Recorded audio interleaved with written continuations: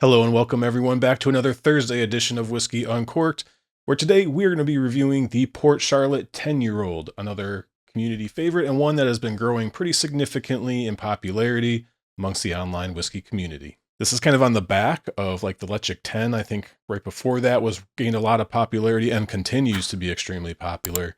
And then this one has come up and been kind of the next in line in terms of challenging the old guard, particularly on Islay. So a quick disclaimer, I have actually reviewed this before back a few years ago in written form on my blog, which you can find in the description if you're interested. But back then, I ended up giving this a 5 out of 10, which was average. I liked it well enough, as I do with anything that gets a 5 out of 10. I still consider it to be a good whiskey. It just wasn't really doing a whole lot more than just being good for me. And I was definitely in a position where these kind of 10-year-old peated Islas were just not really where I was at that time.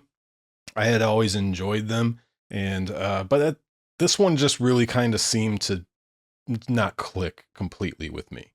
Now, alongside the rise of popularity with the Port Charlotte 10, that's kind of come with people saying that it's not just that people are now discovering it. No one knew that it existed before. That there actually has been a pretty significant increase in quality over the last few years, or at least a steady increase in quality. And that was enough for me to say, you know what? This is going to be a core range bottling that I know a lot of people love, and it's probably time that I go grab myself a bottle and give it one more shot. So if you've been watching the channel, you probably know that I'm a little bit of a Bruichladdich fanboy. I have a big soft spot in my heart for them, just generally speaking.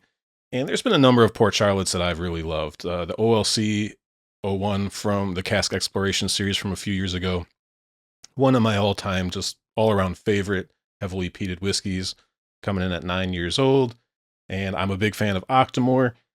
They're a little pricey for what they are, but I do try to have like one on the shelf most of the time. My 12.3 is getting pretty low, so I might actually have to consider looking at maybe this next year's batch that comes out and see if there's one that interests me there. But yeah, this Port Charlotte 10 was one that was maybe the one bottle that I didn't just immediately fall in love with Bruichladdich. But here we are today, giving it one more chance, and I can tell you right off the bat, I like it more than I did before. All right, so just a quick few details about this Port Charlotte 10. This is Bruichladdich heavily peated malt, not as heavy as the Octomore, but their barley is peated to 40 ppm, and the cask makeup on this is 65% first fill American whiskey, 10% second fill American whiskey, and 25% second fill French red wine casks. Now, there is a code on the back of the bottle similar to the Bruichladdich bottles, but I can't seem to find anywhere to actually enter that code. If you enter it in the same box on the Bruichladdich website to get all of your cask information, it doesn't work. So apparently they aren't necessarily disclosing that, but their Port Charlotte page is basically saying that all of their Port Charlotte 10s are apparently made in the same way. So looking at that page, we also find out that this is 100% Scottish barley, all from the mainland in the Inverness Shire area. This is coming in at 50% ABV, like all of their core range offerings, and it is, of course, non-chill filtered and natural color. And with that, let's get into the tasting notes. All right, on the nose. So obviously you get hit with that peat first and foremost. Now, the thing that I have been really enjoying about at least this iteration of Port Charlotte 10 is the peat for me is actually not all that smoky. It is smoky, but what's really coming out is more of the earthy quality of this peat. And it is almost leaning a little bit more towards like that Campbelltown Springbank style, where that earthy kind of clay and mushrooms, but not as damp and dank and funky. It's a little bit cleaner, a little drier, but it still kind of reminds me of that slightly.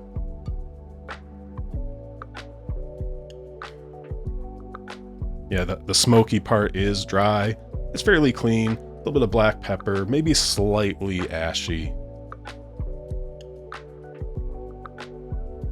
If you start digging, you try to smell past the smoky part, you can find some more of your typical kind of malty honeys and apples and pears, that sort of thing. There's some citrusy qualities. There's a slightly acidic. You can find some Play-Doh, or I think in the UK you guys call it, or plasticine, I think is another word that is used for that kind of nose.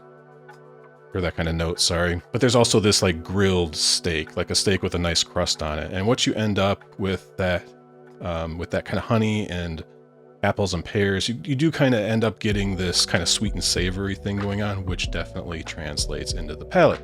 So the nose, really enjoy it. There's enough layers here to keep it really interesting. There's a little bit of maritime notes, not maybe as much as I get on as the Bruichladdich, for example. I think that peat gives it a different sort of character, but there definitely is something that I would expect to be a little salty on here. But with that, let's get to the palate. Cheers. So the thing that I really love about this is its complexity, but it's not necessarily that flavor complexity. It's the complexity of sensations. You are getting a whole bunch of different things happening, where sometimes you get those really layered flavors that you can kind of dig through. This is more like fireworky in the sensations, right? You're getting sweet and sour, you're getting salty, you're getting savory, it's oily, it's peppery, right? There's a bunch of different things kind of happening at the same time. There's some of that kind of citric acid sort of quality to it. That's really where I tend to focus, and I kind of have to get my brain to slow down and actually try to pay attention to what it actually tastes like. So I'm going to take a second sip and try to do just that. Cheers. So it's got a really nice mouthfeel. All of those kind of traditional malty notes from that primarily bourbon barrel influence are there, right? You're going to get your malts, you're going to get your honeys. There's that citrus, probably more on the lemon side. Although that citric acid, the bite is almost kind of, I guess, more of an orange. I've definitely seen orange being used. I think even on their official site, I think they said that there's orange quality on here, and I would agree with that. Up front, it's more of a lemon, but once it gets to the back palate, it's a little bit more of that kind of orange, like a vitamin C tablet that you chew on, that sort of thing. Let's see here. There's that fruit, the apples and pears and that sort of thing. I think those are in there. It's a little bit more of a green apple, again, contributing to kind of the tart, almost sour sensation. Let's do one more sip and see if I can pull anything else out. Cheers.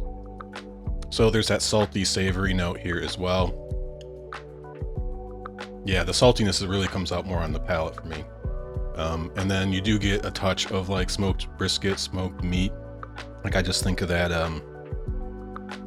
like when you pull out a brisket from the smoker and it's got like a really nice like dry rub on it, and it's almost like looks like a black rock until you cut into it.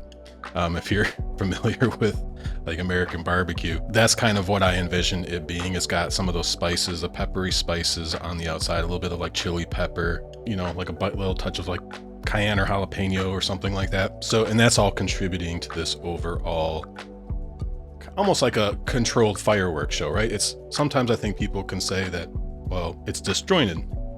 I don't think it is, because this is like a really well put together fireworks show, like on the 4th of July or something, or whatever celebration that you might be doing, where you have everything is very well choreographed, everything is organized, there's a purpose for everything, and I think that's what you're getting here.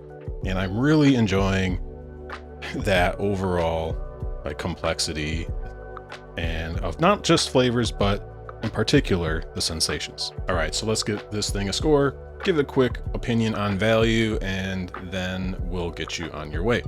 In terms of a score, I'm thinking about comparing this to the Ardbeg 10, the Ledaig 10, which I've recently reviewed, and both of those got 7s out of 10s. And I think this is probably pretty well in line with those in terms of its overall quality, and what you're talking about is largely preference. So with that, I feel comfortable giving this a 7 out of 10, very good as well. This is a pretty big increase over the 5 out of 10 I gave this a few years ago. And yeah, I definitely am enjoying this a lot more. And with every glass I have of this, I've been liking it more and more as well. So one thing I don't think I mentioned verbally earlier in the video is this also isn't a super cheap bottle. At least here in the States, at my local Total Wine, this is about a $75 plus tax whiskey, which is getting a little bit up there. Obviously the peated style, the extra ABV is going to put it maybe a little bit more expensive than some of your other 10 and 12-year-old whiskeys, but overall, I think value-wise, you can't really be asking for a whole lot more these days for something that's 50% non-chill filtered, natural color, all that good stuff. So $75, it's a solid value. All right, a 7 out of 10 whiskey at a solid value. There are some cheaper options. You can look like the Ardbeg 5 Wee Beastie if you're looking for a little bit more punch than the 10-year-old.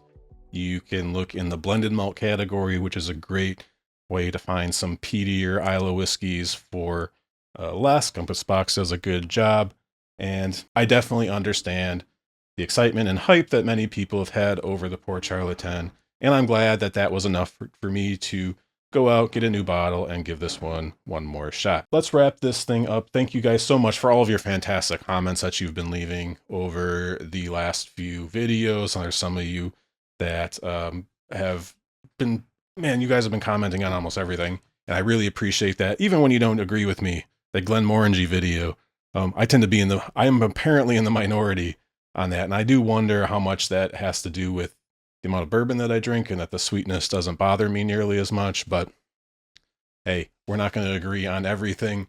I know some of you have had some pretty strong opinions, but you keep coming back, it appears.